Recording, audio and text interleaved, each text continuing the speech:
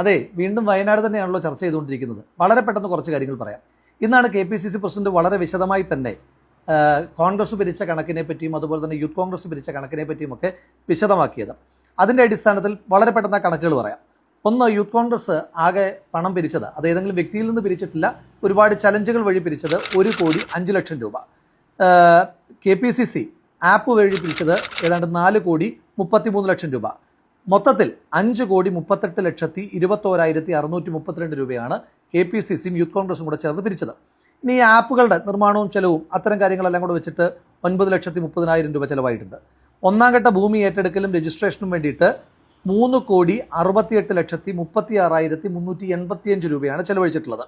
അതിൻ്റെ ബാക്കി ഇനി 1,60,55,247 ഉണ്ട്.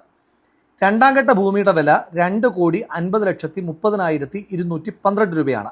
അപ്പോൾ ആകെ ചെലവ് 6,27,96,597 രൂപയാണ്.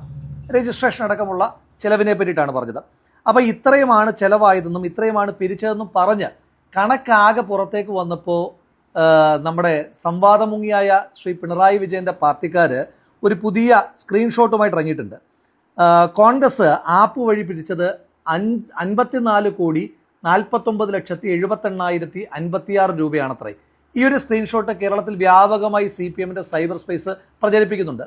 തെരഞ്ഞെടുപ്പിൻ്റെ സമയത്ത് എന്ത് വൃത്തികേടും എത്ര ഹീനമായ മാർഗവും ഒക്കെ പ്രചരിപ്പിക്കാനായിട്ട് വലിയ മിഷണറി ഉള്ള ആളുകൾക്ക് ഇത് പ്രചരിപ്പിക്കുന്നതിനകത്ത് വലിയ ബുദ്ധിമുട്ടൊന്നുമില്ല. എന്തായാലും KPCC പ്രസിഡന്റ് അത് കേസ് കൊടുത്തിട്ടുണ്ട് എന്ന് തന്നെയാണ് പറയുന്നത്. ഇനി തിരിച്ച് ഒരു വെല്ലുവിളി സംവാദം മുങ്ങിയായ കേരളത്തിന്റെ മുഖ്യമന്ത്രി ശ്രീ പിണറായി വിജയനോട് പറയുന്നു. കേരള പോലീസ് ഇപ്പോഴും അങ്ങയുടെ നിയന്ത്രണത്തിൽ തന്നെയാണല്ലോ. നിങ്ങളുടെ പാർട്ടിക്കാർ പറയുന്നത് പോലെ 54,49,78,56 രൂപയാണ് ആപ്പ് മുഖേന കോൺഗ്രസ് പിരിച്ചതെങ്കിൽ കേരള പോലീസ് വിചാരിച്ചാൽ 5 മിനിറ്റ് വേണ്ട എത്ര രൂപ പിരിച്ചു എന്ന് കണ്ടെത്താൻ. കാരണം ആപ്പിലേക്ക് ലിങ്ക് ചെയ്തിരിക്കുന്ന അക്കൗണ്ട് എത്ര വന്നു എളുപ്പം കണ്ടുപിടിക്കാം. യൂത്ത് കോൺഗ്രസിന്റെ അക്കൗണ്ട് സ്റ്റേറ്റ്മെന്റ് തരാം. ഈ പണം എത്ര രൂപ പിരിച്ചു എന്ന് വെച്ചിട്ട് സംവാദം മുങ്ങിയായ ശ്രീ പിണറായി വിജയൻ കേരളത്തിന്റെ പ്രതിപക്ഷ നേതാവിനെ വിട്ടേക്കും. അദ്ദേഹവുമായിട്ട് നിങ്ങൾ സംവാദം വേണ്ട. കേരളത്തിലെ ഏതെങ്കിലും ഒരു കോൺഗ്രസ് പ്രവർത്തകനുമായിട്ടെങ്കിലും സംവാദത്തിന് കേരളത്തിന്റെ മുഖ്യമന്ത്രി തയ്യാറാണോ? ഒന്ന്.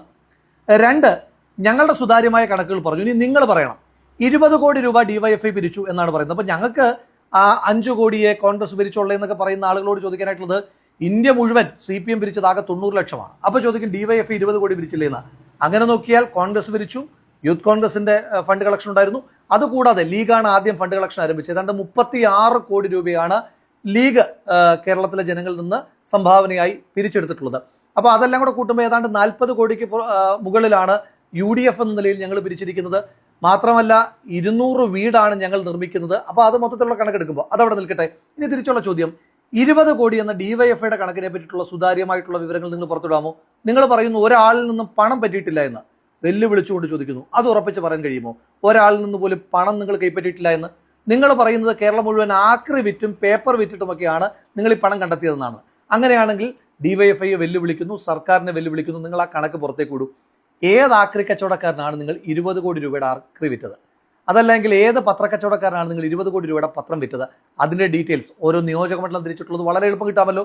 എവിടെയാണ് വിറ്റിട്ടുള്ളത്, ആർക്കാണ് വിറ്റത്, അതിൻ്റെ റെസിപ്റ്റ്, ഇതടക്കമുള്ള സുതാര്യമായ കണക്ക് വെക്കാതിരിക്കുന്നിടത്തോളം കാലം നിങ്ങൾ സർക്കാരിനെ പോലെ, സർക്കാർ ഊരാളുങ്കലിനെ ഉപയോഗിച്ച് ചെയ്യുന്നത് പോലെ തന്നെ മൃതശരീരങ്ങളുടെ പോക്കറ്റ് അടിക്കുന്ന, മൃതശരീരത്തെ കൊള്ളയടിക്കുന്ന ആളുകളാണ് നിങ്ങളെന്ന് തെളിയിക്കപ്പെട്ടിരിക്കുകയാണ്. അപ്പോൾ അതുകൊണ്ട് ജനങ്ങൾക്ക് അറിയേണ്ടതായിട്ടുണ്ട്, സർക്കാർ എത്ര വെട്ടിച്ചു, DYFI എത്ര വെട്ടിച്ചു.